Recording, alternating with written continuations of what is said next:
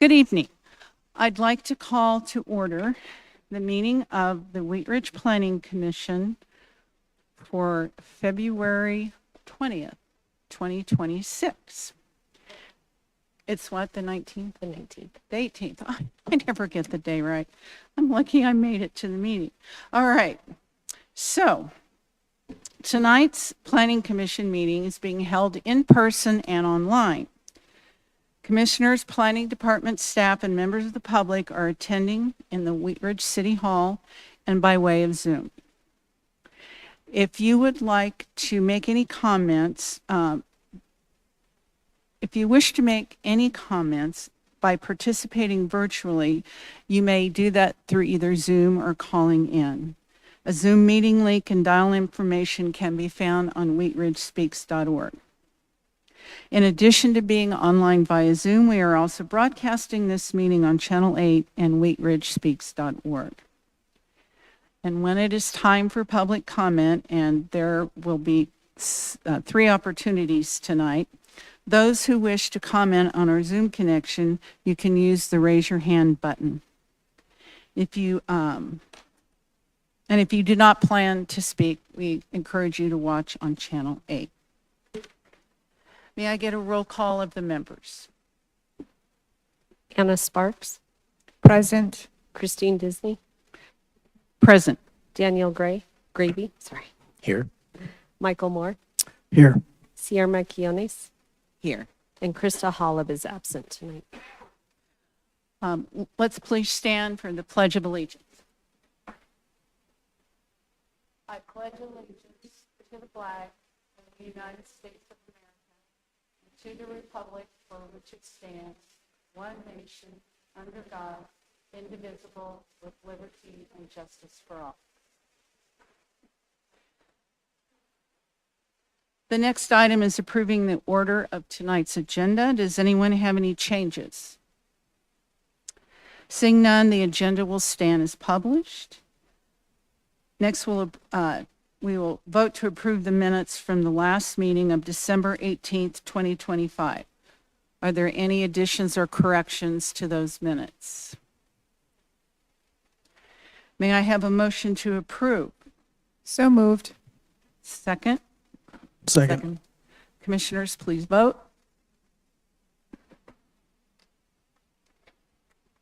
Motion approved 5-0.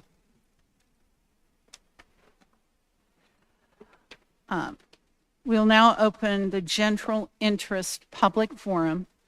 This is a time for any person to speak on any subject not appearing on the agenda. If you plan to speak for an item that is on the agenda, we'll wait until then. Is there anybody in chambers that wishes to speak? Is there anybody online? No. Okay, then I will close the public forum. And tonight we have a hearing on 3 items. And the first one, I will call on Commissioner Sparks to introduce that one. Thank you, Vice Chair. A request by Dave & Buster's for approval of a specific development plan for a 31,281 square foot Dave & Buster's entertainment use on a property zone planned mixed use development, PMUD, and located at 3800 Clear Creek Drive. And for the record, please note that this is SDP-25-2. All right. Is there a staff presentation?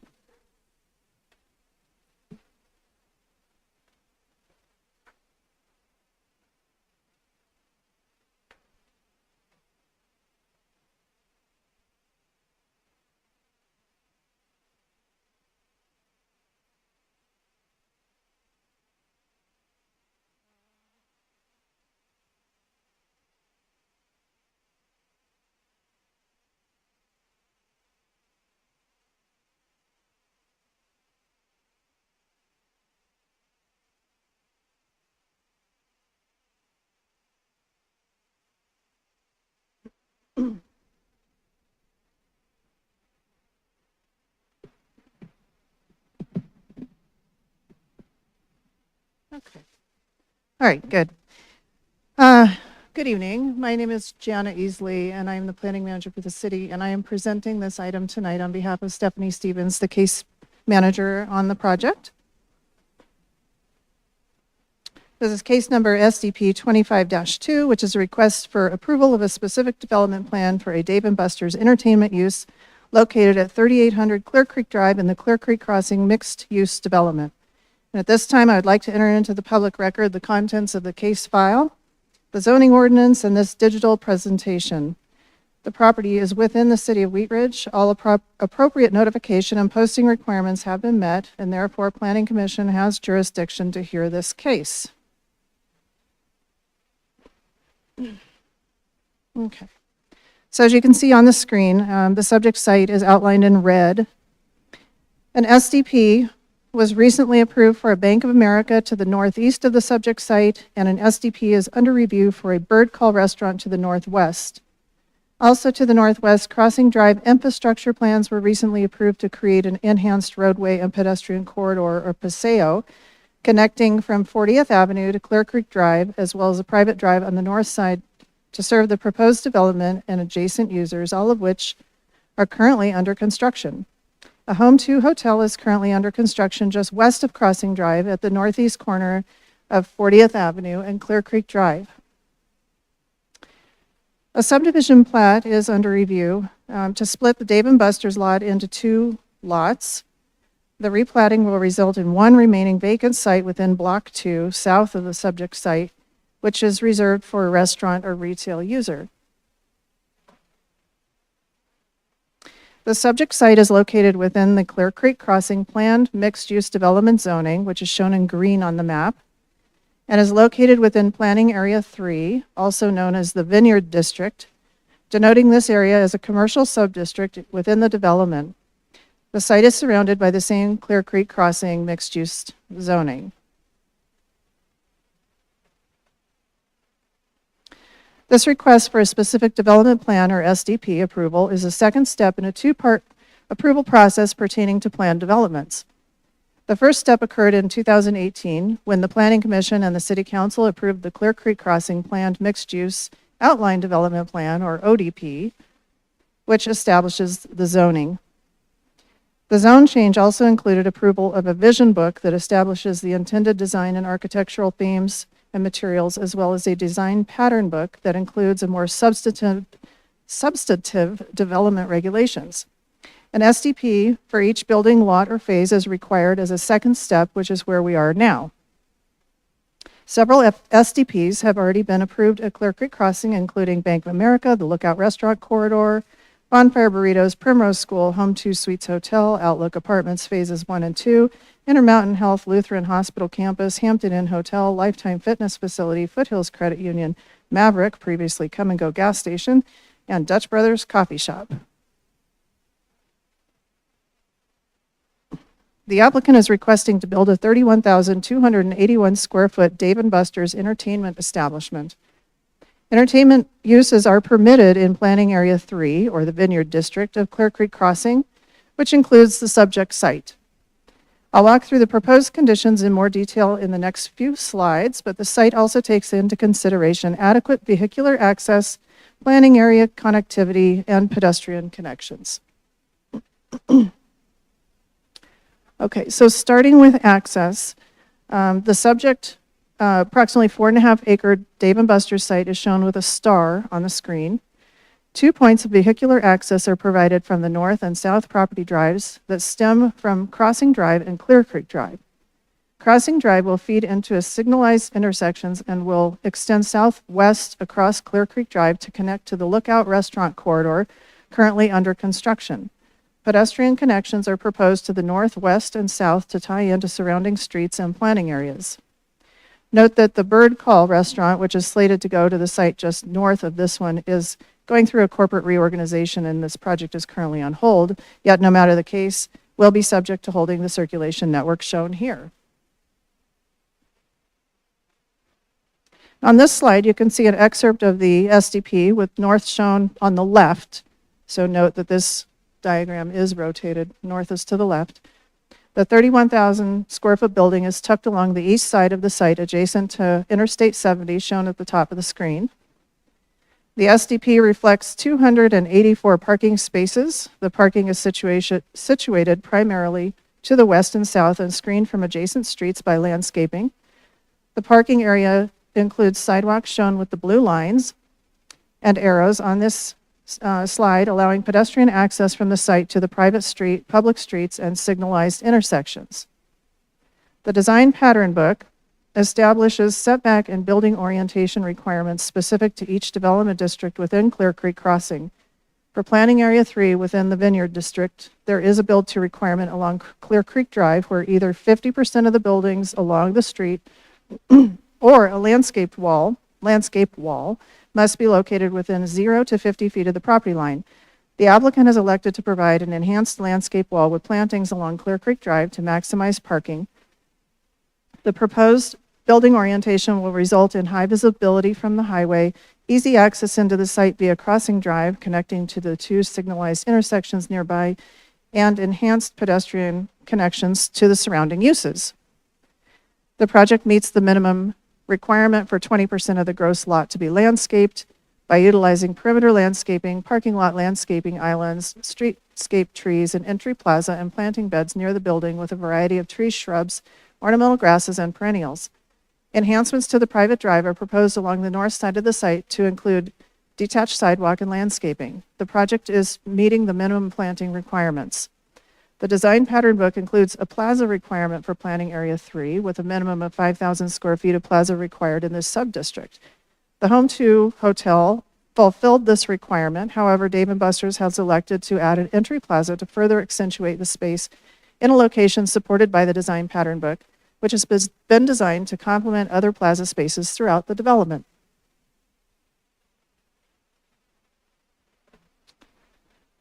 This is the view of from the north at the main entry coming from Crossing Drive, highlighting the entry storefront and corner feature. The architectural style is driven by the Clear Creek Crossing Design Pattern Book and Vision Book, which call for a modern agrarian aesthetic that blends traditional agrarian forms and materials with a modern feel. It also requires strong attention be paid to the pedestrian realm. The building is proposed to be a single-story, 37 feet tall, and the architecture is comprised of primarily stone, metal, fiber cement, and glazing, or windows. It includes a stone base element with a glass storefront and metal awnings placed at varying heights that accentuate the base and enhance the pedestrian realm. It incorporates corner identifying features that create visual interest along with metal and wood features that emulate the look and feel of raw materials and tie into the modern agrarian theme.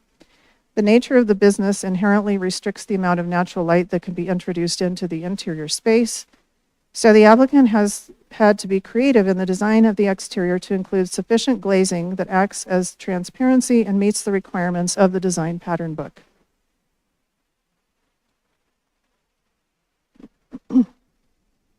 This is the east and south elevation, which will primarily be visible along I-70 and south from Crossing Drive. The east and south elevations incorporate similar enhancements to improve the view from the highway and Southern Drive, even though these are technically back-of-house areas. The materials carry over to all sides of the building, resulting in four-sided architecture. Since Wheat Ridge is served by special districts, we sent the application on referral to outside agencies, including fire, water, and others, as well as completed an internal review. We did not receive any objections from outside agencies, and coordination with these districts is ongoing.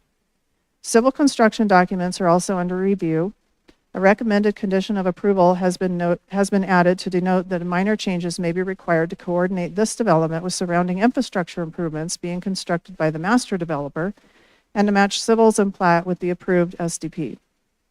Before the hearing, the property was posted for 15 days and letters were sent out to property owners and occupants within a 1,000-foot radius of the site, and the project was posted to Wheat Ridge Speaks. 2 comments were received on Wheat Ridge Speaks related to traffic concerns and claims that Dave & Buster's is commercialized and doesn't seem to fit the community culture of Clear Creek Crossing. In terms of traffic, the traffic report provided shows Dave & Buster's to be well under the levels anticipated when the original traffic study was conducted in 2008, which anticipated the potential for a large format retailer Walmart, and a movie theater that did not come to fruition. The master developer, in connection with the hospital, will additionally be responsible for reanalyzing the traffic once full build-out is reached to ensure traffic needs are met, which could mean adjustments to signal timing, turn lanes, etc. From a community perspective, we'll let the applicant respond as well, but we've received many informal comments indicating excitement for the use that will bring all ages to the development. We'll also visit other commercial uses and park space that Clear Creek Crossing has to offer and enhance the community vibe. Dave & Buster's has been a good neighbor throughout the process and has been willing to change their design to fit into the Clear Creek Crossing community, including more pedestrian and vehicular connections, bike connections, the plaza, architecture that fits, etc. Oh, Excuse me. One more slide. Oh, sorry. Thank you. With that, staff finds that the SDB is consistent with the ODP and is in compliance with all standards set forth in the ODP, Clear Creek Crossing Design Pattern Book, and City Code. The SDP is consistent with the purpose of a planned development, and all agencies can serve the property. Ultimately, staff is recommending approval with the condition as listed in the staff report. This concludes my presentation. Thank you. Thank you. Does the applicant have a presentation? The applicant does not have a presentation, but we do have folks here in the room, including the master developer, some of the site consultants, and as well as the developer team, and then we've got a couple of people on Zoom as well. Okay, thank you. Does anyone, okay, I will open this hearing to public testimony. If there is someone in the chambers that would like to speak on this, other than the applicant, please come forward. State your name. Nope, no one. All right, is anybody on Zoom? There could be one person on Zoom. If you are wanting to speak, please press *9 to raise your hand. Nobody at this time. All right, I will now close the public testimony. Any further wrap up from staff or applicant? No? Okay. I'll now open to questions from commissioners. Commissioner Sparks, do you have any questions? Yes, I was curious, they delineated different parking spaces and there was quite a few delineated as EV. I wanted to kind of know what that meant for parking spaces. Do you want to come and address that? Please. Just state your name. My name is Cody Ofchus. I live at 645 Old Midland Spur in Glenwood Springs. I work for Kimmy Wong, the civil engineer on the project. The Sorry, different can you spell your last name, please? OFFCHISS. And your address again? 645 Old Midland Spur in Glenwood Springs. Thank you. The different levels of EV parking are different levels of infrastructure that get installed. So we're installing 6 right off the bat, and then we're laying future groundwork for more parking in the future, and that's consistent with Wheat Ridge code. Is that like electrical hookups or what is the envisioning? It is space on the electrical panel and then running the conduit for it. So when it's elected to be installed in the future, it's easier to install those. Thank you. Thanks. Commissioner Moore.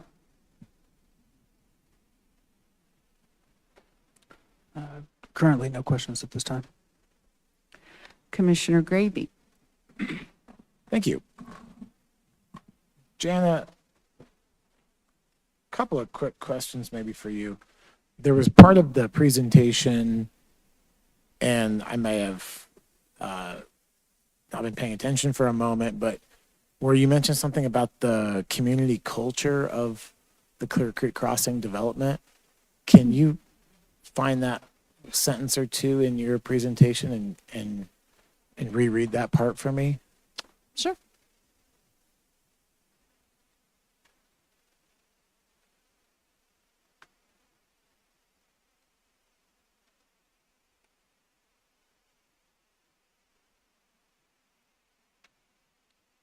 Okay, so this stemmed from two comments that we received. Okay.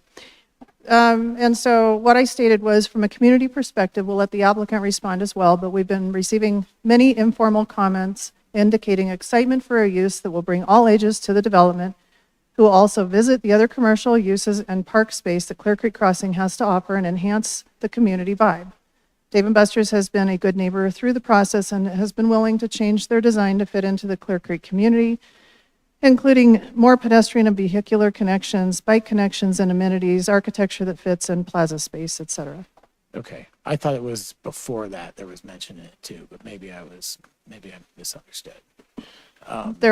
It was just a simple restatement of the two comments Yeah, that we had no, I thought it was received. before that part. There was another mention of it, but I could be taking us off course. I have another question that you might be able to answer though. The ODP was 2018. Is it pretty standard for that period of time for between, and I'm just still refreshing my memory on this process, but from ODP to SDP, like this length of time, is that pretty standard? Yes, for a development of this size, for it to develop out typically takes 5, 10 plus years. So it's on track. Okay. And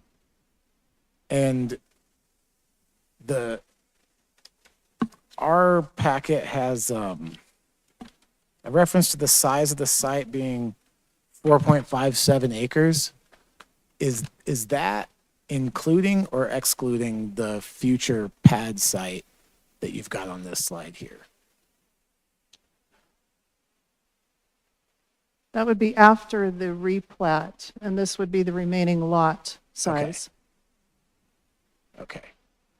And then on your presentation, when you referenced the comments that were received, it seemed that the comments that I read on Wheat Ridge Speaks would be characterized differently than what you just restated to me. And so were you referencing the comments that we received or just informal things that you had been hearing prior to that? I first referenced the two comments that you hopefully viewed on Wheat Ridge Speaks, and then we've received a number of informal comments commenting about how excited people are for the development.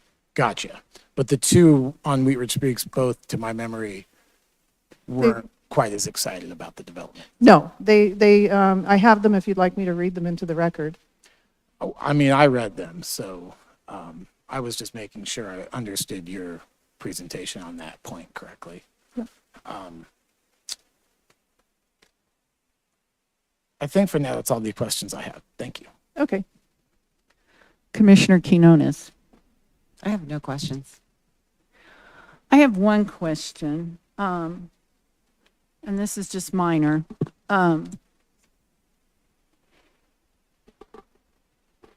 There is a reference to the landscaping, and it says the project is providing more plantings than required, but due to utility conflicts, primarily along the major roadways, there are limited areas.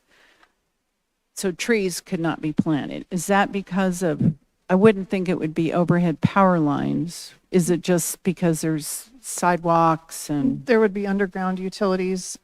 For instance, you cannot plant trees over water or sewer lines, okay, things like that. thank you. That's all I have. All right, I'm going to close the public hearing, and I will introduce a motion. I can go ahead and recommend a motion, please. I move to approve case number SDP 25-2, a request for approval of a specific development plan for a Dave & Buster's entertainment use on property zone planned mixed use development and located at 3800 Clear Creek Drive for the following reasons. 1, the specific development plan is consistent with the purpose of a planned development as stated in section 26-301 of the Code of Laws. 2, the specific development plan is consistent with the intent and purpose of the outline development plan. 3, The proposed uses are consistent with those approved by the outline development plan. 4, all responding agencies have indicated that they can serve the property with improvements installed at the developer's expense. And 5, the specific development plan is in substantial compliance with the applicable standards set forth in the outline development plan and with the city's adopted design manuals with the following conditions. 1, minor site adjustments may be required to the civil construction plans to coordinate this development with surrounding infrastructure improvements and to match the approved SDP. 2, the associated subdivision plat, case number SUB-25-13, shall be recorded prior to recording of the subject SDP. 3, the developer shall enter into a development agreement with the city to be recorded with the county clerk and recorder prior to issuance of building permits. And 4, building permit submittals shall be consistent with the SDP. Thank you. Now we'll have discussion on the motion. Commissioner Quinones, do you have any Kristen, we need a second. I think you need a second. Oh, I'm sorry. I have a second. Second. All right, thank you. Now we'll have discussion. Commissioner Quinones, any comments? I have no comments. All right, thank you. Commissioner Grady. I have a brief comment. You know, I'll be completely honest. I felt that when reviewing this and reading the public comments, that I do have some concerns about the extent to which it meets the first SDP criteria, particularly with regard to the character of Clear Creek Crossing. It seems to me that the restaurants and the types of businesses that we've approved thus far in the development have somewhat of a different character than Dave & Buster's. I understand that the other criteria seems to clearly have been met, but the comments that we received, I do sympathize with some of the concerns that some of the community members have about how this development might fit in, with the types of businesses that are moving in there. So, I wanted to say that on the record. That being said, I don't think it's obviously everything else is in compliance, and I acknowledge that the applicant has, as stated in your presentation, has been flexible and accommodated the Clear Creek Crossing design and our insistence on pedestrian and bicycle and the infrastructure and look, and so I don't think it's enough for to oppose the development, but I do wanted to make that statement made. So my comment. Thank you. Commissioner Moore. Nothing at this time. Commissioner Sparks. I was actually looking forward to this when I saw that Dave & Buster's was looking at this site and seeing it on our agenda and something to review. I've been at the hospital a lot lately, and I was actually thinking that there really should be a place there that we can sort of wait and have fun and not dwell on all of the yuck, that's in our lives. So I'm actually looking forward to this. Thank you. Any other comments that anybody thought of? Nope. All right. Commissioners, please vote. Motion approved, 5-0. Thank you. Moving on to our next item. Commissioner Moore. I didn't talk to you about this. Would you please introduce our second case? Apologies, bear with me just a second.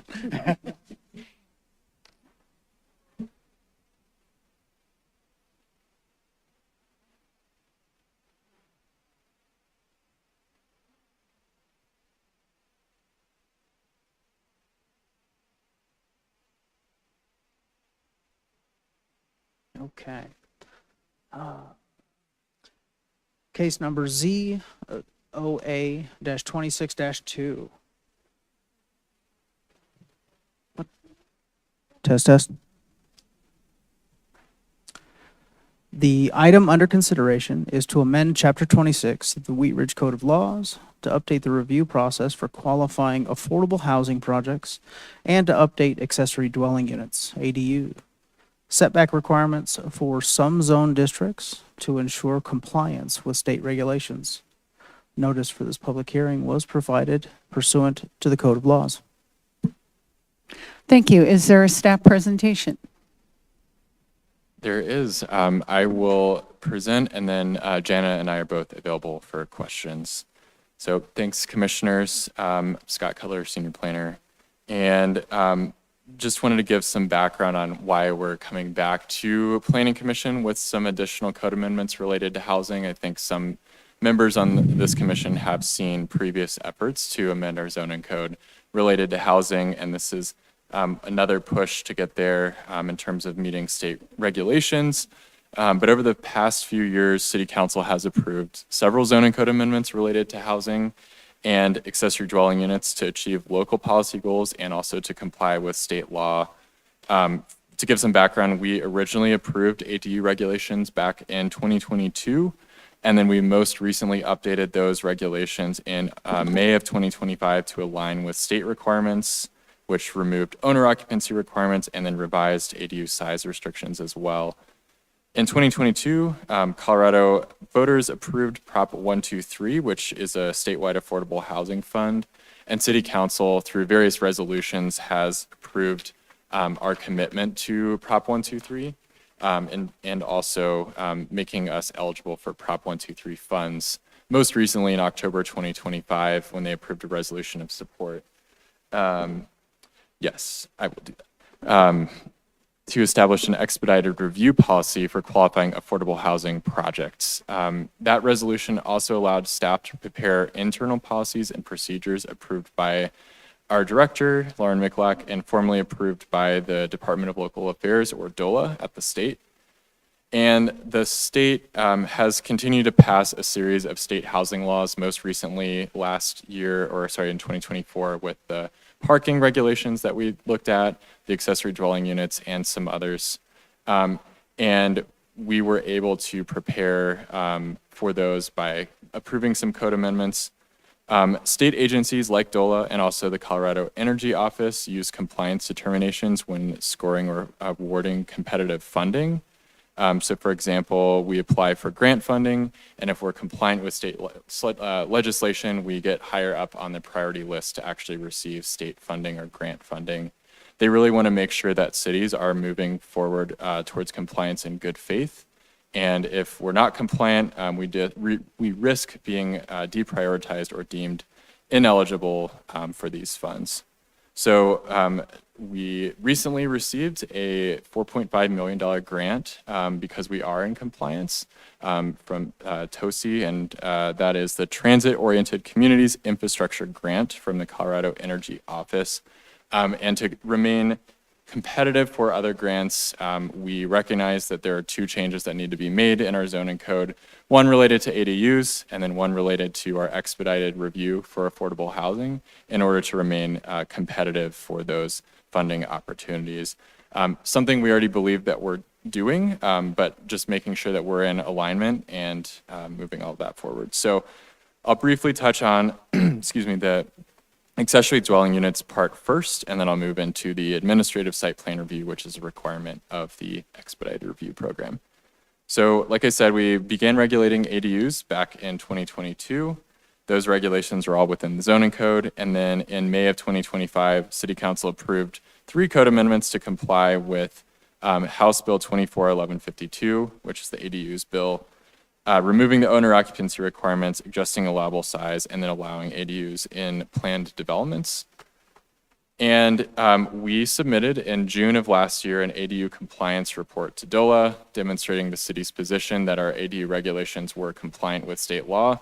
DOLA disagreed slightly, and we were not fully in compliance with state law and gave us a compliance in progress status.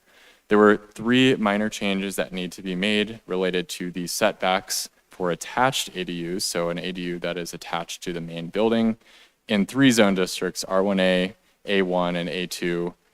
Together, these comprise a very small percentage of land in Wheat Ridge, only 12% of residential land or even less of total land. But basically, we have to make sure that the same rules that apply to a detached or freestanding ADU applies to an attached ADU. And so therefore, we have to change the setbacks for the attached to match the detached, which would be decreasing to 5 feet. But like I said, it's in a pretty small percentage of properties. And honestly, we don't see very many attached ADUs. They're much more challenging to build in terms of separating the two units than just building a detached structure. But still, we'd like to remain in compliance and competitive for ADU grant funding. So we are willing to make these changes and recommend these changes to Planning Commission and City Council.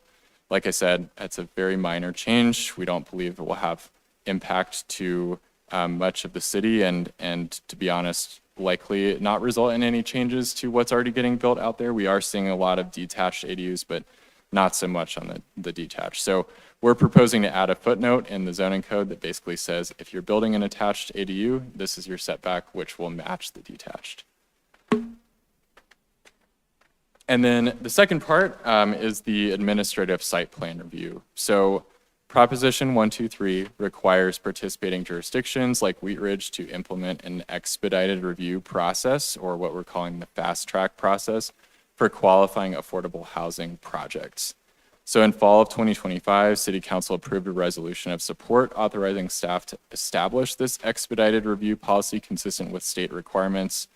We've conducted a review of the zoning code, and we've identified one minor code amendment necessary to ensure that all site plans for qualifying affordable projects can be reviewed within the expedited timelines, 90 days, and have an administrative approval process, which means not going to public hearings. So we review site plans under 3 application names. Planning Commission sees one of them, sometimes 2 of them, specific development plans, which you just approved tonight. That's one way that Planning Commission might review a housing-related site plan, in this case an SDP. There's the administrative site plans, which is the vast majority of our residential approvals. And then there's a third one, which you may have never seen, but it's called a planned building group. And that's related to if you have multiple apartment buildings on one property in a lower density zone, it has to go to a public hearing. Each is basically comprised of the same content. It's a site plan, landscape plan, review of architecture, but the underlying zoning of the property determines which application is actually used. Like I said, the majority fall into that site plan category, where the development is a permitted use, or what we call a use by right. So the state law requires that our site plan review of any type, SDP, site plan, or planned building group, for qualifying affordable housing projects must be an administrative approval, meaning that no public hearings are required. This means that once a use is allowed by the zoning, the project approval focuses on code compliance rather than a discretionary public hearing review. That allows for predictability and also a faster overall approval. So we recognize that, again, this is a pretty minor change. Most affordable housing developments will be located in mixed-use zones. For example, the development at 44th and Wadsworth, which is based on their location and densities. It's unlikely, but still possible, that an SDP or a PBG may be necessary. And code changes are required to ensure that any affordable housing development in those types of site plans can still be expedited and approved administratively. First thing we need to do, though, is we need to define in the code what qualifying affordable actually means. And that's going to align with DOLA's definition, which is basically half of the units in a building or a development are affordable. And then there's area median income, or AMI, regulations that define how affordable they might be. It's usually higher for homeownership and lower for rental. We'll also need to revise our plan development regulations to exempt the SDPs containing qualifying affordable housing from Planning Commission hearings, and same for PBGs. For a site that has more than 4 buildings, if it has qualifying affordable, it would also be exempt from Planning Commission review. And we'll have to update our review process chart as well. So we also don't have any concerns with this impact. Site plan review is already administrative review for the vast majority of residential projects in the city, and affordable housing projects in a plan development or a PBG will be rare, code will retain public hearings for the zone change process. So if someone needed to rezone to plan development, there would still be public hearings for the actual zone change. It's just wouldn't have to go back to a public hearing to actually approve the design of the building. What Planning Commission and City Council would be voting on is the use. And then once that's established, it's permitted and no more public hearings are required. So happy to answer any questions. I think Janet can probably answer some more questions about the grant funding and eligibility, but yeah, thank you. Do we have anybody on Zoom that wants to speak to this? Nobody. Okay. Do we have any questions from commissioners? We'll start with Commissioner Quinones. Like, what would be the opposition of, like, why would we not approve this? Like, I really don't understand it. To me, it just looks like we're just expediting something, and I don't really know where the risk would actually be. I guess there could be a situation where Planning Commission wants to retain their right to vote on something. But, you know, as long as it's meeting the requirements of the zoning, staff will recommend approval. So in this case, removing that risk and the length of time from the process is why we're recommending this. But like I said, that's maybe the biggest scenario where a Planning Commission may want to retain their ability to vote on these limited set of projects. Commissioner Gravy. Thank you. Yeah, I think it's a somewhat amusing position to be in, to be voting on our, reducing our role in this particular development. But I do think you have to look at these things individually. And of course, with affordable housing developments, these kind of projects, there's enough obstacles that they have to overcome to come to fruition. And I think it's a sensible change. And as you indicated, probably not going to affect a large number of it's not like it's likely that we would see many of these types of projects, at least if history is an indication. Quick question about your presentation and the TOC grant that the city was awarded. Are you able to provide any more information about what that might be used for, timelines, or anything like that? Or is it too fresh, or is that too off topic? But it did pique my interest. Sorry, my mic was giving me trouble there. Yeah, no, we can shed some light on that. We applied for a TOCI grant or TOCI grant on behalf of Foothills Regional Housing for their Ridge Road project at the old Ridge Home site. The project costs have kind of blown up. I mean, first they had a whole lot of remediation that they had to do, and they expected some of it, but I think it even got more out of hand than expected cost-wise. And so this TOCI grant will help with the public infrastructure around the perimeter of the site. So it will include sidewalks, some of the main lines on the utilities and that sort of thing. Really, most everything going into the right-of-way. And then it will also help cover the cost of that intersection there at Miller and Ridge Road, where there's the train on the south side. That signal will have to move slightly, which it will really, really drive up costs. And so we're very fortunate that we were awarded this grant so that we can make sure that the project does not fall apart due to it being financially infeasible. And this will really ensure the success of this affordable housing project. Thank you. I think I'll just finish by, acknowledging, as I think I and others have done in the past, that, it seems to me that the city has been quite proactive on anticipating and responding to the changes that are happening on the state level with regard to, housing and transit, these things that have really been quite disruptive for a lot of communities, but it seems like Wheat Ridge has, taken a very kind of can-do and proactive attitude about it. And it's refreshing to see that.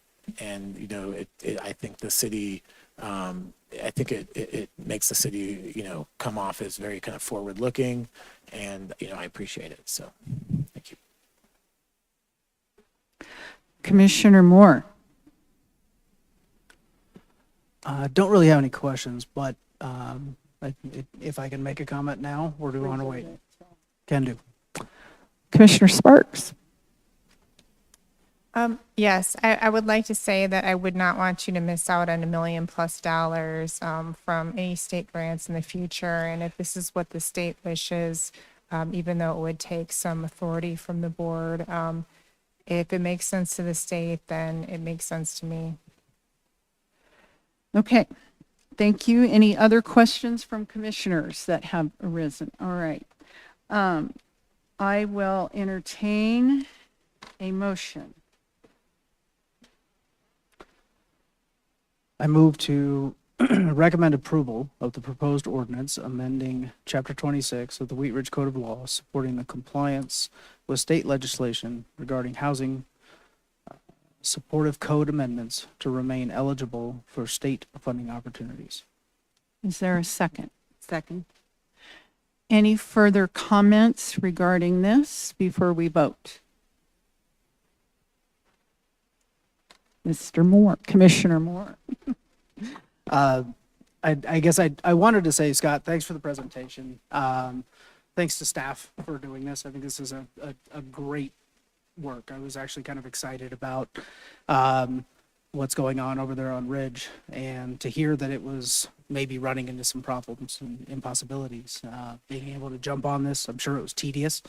So thanks everybody for doing it. All right, commissioners, please vote.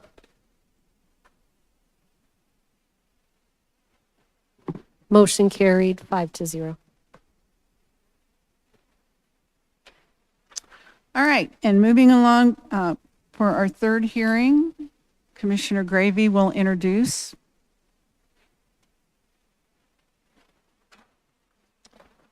Happy to.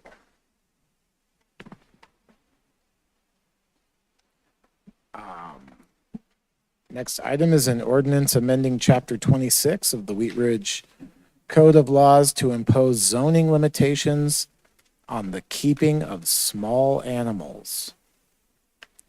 Thank you, Commissioner Gravy. For the public testimony, I don't see anybody in chambers. Is there anybody on Zoom? Nobody on Zoom. Okay, great. May we have a presentation from staff? Yes, thank you. We have Marianne Schilling, our Assistant City Manager, here to give this presentation tonight. Thank you. Good evening. So last year, City Council requested updates on several animal-related provisions in the municipal code. Staff reviewed those proposed changes with City Council during study sessions on June 2nd and September 15th of last year. And at that time, City Council did provide consensus to move forward with about 20 code amendments, 2 of which do affect the zoning code. So one is related to swine, one is related to roosters. So with the direction provided by Council, staff have prepared an ordinance amending Chapter 26.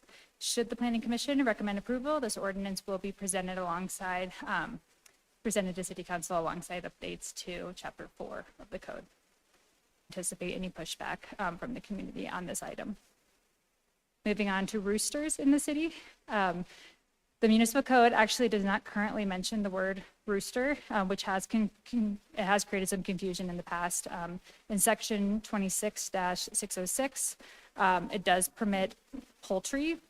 And then in section 4-14, it permits certain domesticated animals such as farm birds, which does also include poultry. So additionally, neither code section differentiates roosters and hens. Both are poultry, so both are deemed to be permitted. And while roosters may benefit from urban farming, they can also create some nuisances from our neighboring properties due to the tendency to crow.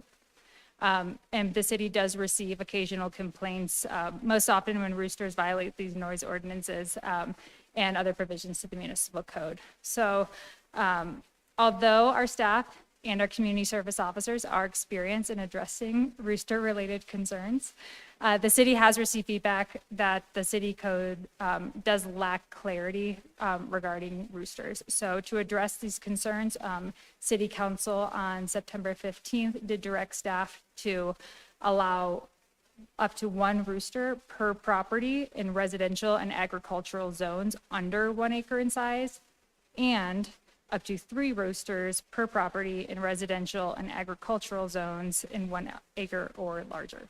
So we are seeking your approval to move forward with the aforementioned amendments in Chapter 26 regarding wine and roosters, and I'm open to any questions you may have.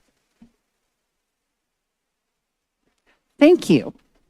Commissioner Sparks, I'll start with you. First, I am very amused. My best friend actually did have chickens and a rooster on her property in the city of Wheat Ridge and got calls on the rooster quite frequently. There was some comment about, like when dogs bark, they have like a system in place to help them. It kind of alluded to the fact that they have that for roosters. Can you explain that to me? Yeah, they're called crow collars. And they help with the noise mitigation as best as they can. But they are treated by our community service officers similar to barking dogs in the way that it's sort of not necessarily always a noise violation as much as it's sort of like an expectation of reasonability with what you can expect from crowing or barking.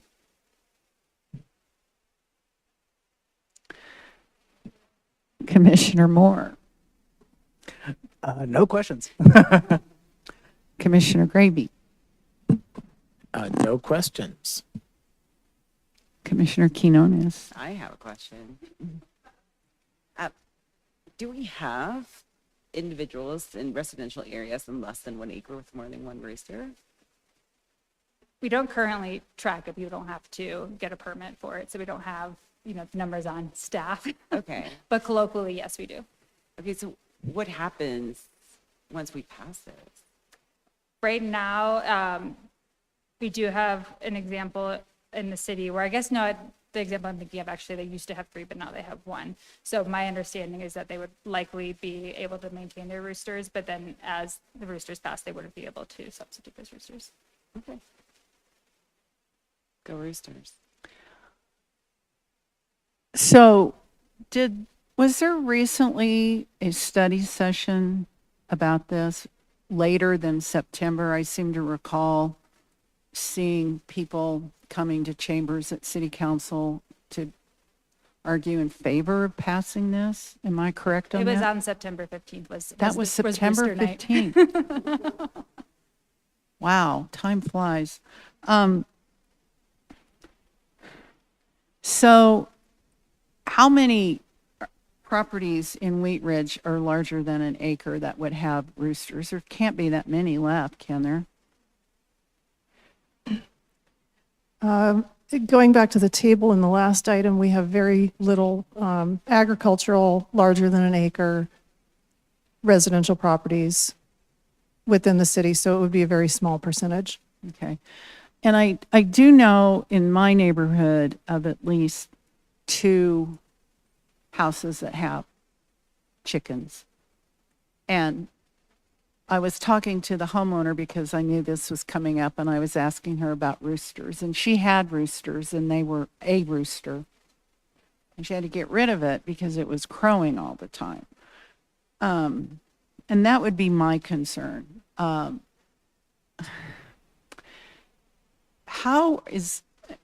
know you receive complaints and animal control comes out, and what do they say? You get 1 strike, 2 strikes, 3 strikes, you're out. How do they police this? Again, similar to how they would police dogs, where it would be iterative, so it wouldn't just be one time they would come. It would be kind of a longer term issue and something that wasn't being mitigated. Sometimes they'll request that folks bring their crows indoors for a certain amount of time, that they wear the crow collars, and they ask for support from the owners. But it depends on how often they're crowing, how loud it is, how disruptive it is. And so there's not really a one-size-fits-all solution to how our community service officers are recommending it, but the crow collars have been proven to be helpful. You mean rooster collars? They're called Oh, they're crow called collars, crow collars. I was thinking of the but they black. are for the roosters, yes. Okay. So roosters in this report help, of course, you need them to breed chickens, which would to me indicate,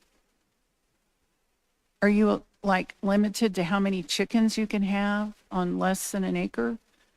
Like, why would you need a rooster? I don't understand. If you're not in a position, I don't understand why we have to have roosters. I'm just worried about the noise. I know that if I had one next to my house, I would be really unhappy if I was awakened at 5:30 at the crack of dawn by a rooster.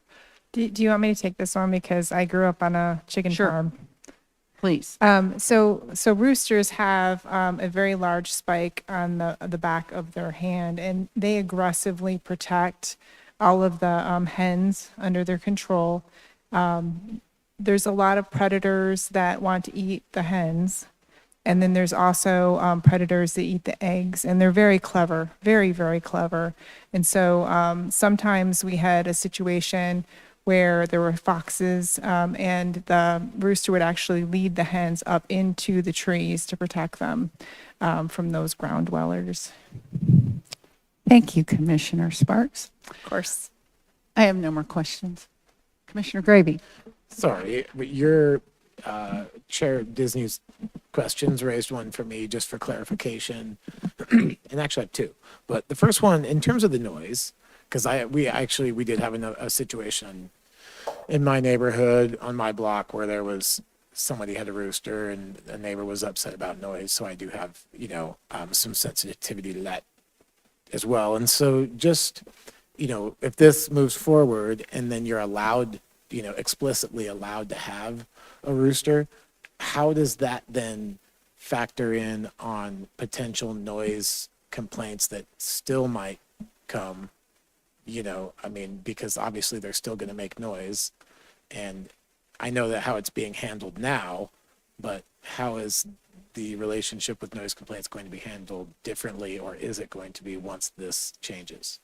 At this time, it wouldn't be handled differently. However, during the conversation on September 15th, we did get feedback from City Council that they'd be interested in updating the administrative hearing process to expedite the concerns when folks do have a code violation regarding noise and nuisance.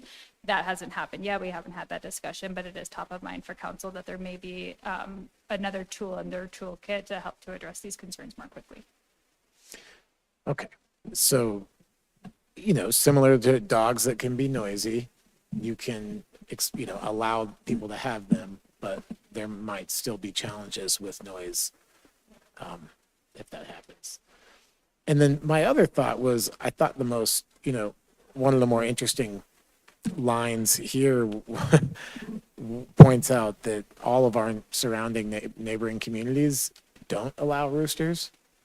And, what was it about the city's decision that made us change course or, go a different direction than all these neighboring communities and actually permit them? Do you mean changing course in allowing or In allowing, because it says here that municipalities such as Lakewood, Golden, Arvada, Denver, and Edgewater, unlike these so they're all allowed in them. Okay, so I misread that at first. Okay, so we're just actually going to be in line with our neighbors. No, I think you read it right the first time. So unlike these cities, So none of them roosters allow are it. currently permitted in Wheat Ridge. Right. So none of our neighbors allow it, Yeah. but we're going against the grain and allowing that. We've always implicitly allowed it through the allowing poultry. So that hasn't changed. Now we're explicitly would be allowing roosters for properties of a certain size. I would, say that City Council was trying to maintain the urban agricultural roots and Yeah. felt like areas and lots of that size, it made sense. But I think that for our City Council, there wasn't any perspective during the conversation where they felt like it was worth banning them completely. Okay. That makes sense. Thanks for walking through that with me. Any other questions? Commissioner Moore? All right. I promise we're going to get off this rooster thing here, because I do have a swine question. To go back to Commissioner Gravy's comment, we have always allowed it because of the phrase poultry, rather than ripping the Band-Aid off and basically saying, no more, it's not going to happen. We're coming to a happy medium and saying it has to at least be policed. Is that a fair statement? Yeah, I would liken it to a barking dog, where you would say just because you have one neighbor that has a really loud barking dog doesn't mean that we should ban all barking dogs. That was the I would hope conversation not. that really came up during council meeting, is, one bad rooster shouldn't necessarily impact the ability to have a rooster for other rooster owners. Okay. And my swine question, and pardon my ignorance, do we currently have a swine problem in Wheat Ridge, or is this more battening down the hatches here? I'm not aware of an existing swine problem. Willow, please speak to it. I will say that we do get inquiries, and the code is somewhat unclear. Okay. I was curious how this came up, because it seems a little random, but perfect. Thank you. All right, thank you, commissioners. I will now entertain a motion. I move to recommend approval of the proposed ordinance amending Chapter 26 of the Wheat Ridge Code of Laws concerning the keeping of small animals and making conforming amendments therewith. I have a second. Second. Any comments? Commissioner Gravy? Quick one. Another thing that I've known, and just to follow up on conversation about why someone might have a rooster, I've known people who have gotten chicks, and you don't quite know when they arrive if it's going to be a hen or a rooster. And so then you raise these little cute little chicks and name them. And then one of them turns out to be a rooster, and a lot of urban, folks who have urban chickens then say, well, now I got to do something with this rooster,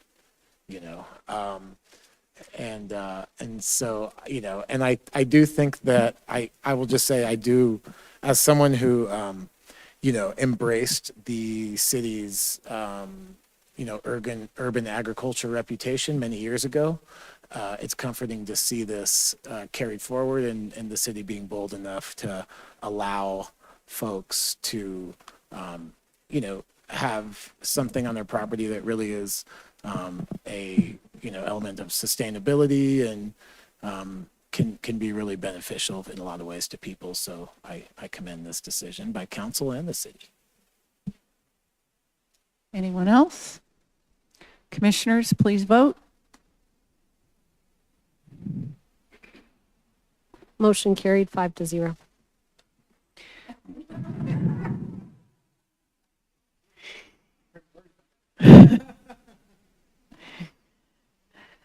Thank you. Do we have any old business? No old business, Madam Vice Chair. Any new business? I can go over a couple of items that you might find of interest. First, let's start with our dates. There will not be a Planning Commission meeting on March 5th. There are no items. And then on March 19th, we don't have any cases yet. However, I believe our cutoff here is in a few days, so we'll let you know. We do have a meeting on March 5th? No. No, Okay. But maybe the 19th. possibly, although right now it doesn't look like it. Okay, so some of you may have heard, if you follow some of the council meetings, that one of the former city councilors, Janice Hoppy, has been newly elected as the city clerk. So we are very fortunate to have her in that role. Another update is the deconstruction of the American Motel, and also some of the portion of the main hospital buildings on the Lutheran site. You will begin to see the deconstruction of those over the next month or so. The Planning Commission appointments are being held on Monday evening, so that'll be coming up. And then at the next meeting, we will have our chair and vice chair appointments. Whether or not that's in March, we don't know. If we have a meeting, we can do that then. Otherwise, it'll probably be in April. All right, and then one kind of interesting thing, Parks and Community Development have a joint grant application in through the Jefferson County Open Space to acquire the remnant RTD parcel. And I kind of loosely call it a remnant. It was left over for possible future parking up by the Wheat Ridge Ward Station. Just north of that, there's a long skinny parcel and it's just never had anything done with it. It was set aside some years ago when RTD acquired the land for future additional parking, but it does not appear that that's going to be needed. And so what they are looking for a grant for is for the city to purchase that land so that it could be turned into a green space and have a trail connection from one end to the other. So for instance, like from the parallel apartments over to the Ridge Ward Station. So that would be an improvement to the area. So I'll try and keep you posted on that one. And then otherwise, we've got 7 Brews open both on Wadsworth and Kipling, so grab a coffee. And then the Primrose Daycare over in Clear Creek Crossing also got its CO. So everything's moving along swiftly. Those are my updates. Do we have any commissioner updates? Commissioner Sparks? As you may know, I am an engineer. We are currently celebrating Engineers Week until February 28th. This is a time where we spotlight the impact of our profession. We inspire the next generation of innovators and celebrate how engineering shapes our world. Thank you. It's exciting. All right. If there are no more updates, I will entertain a motion to adjourn.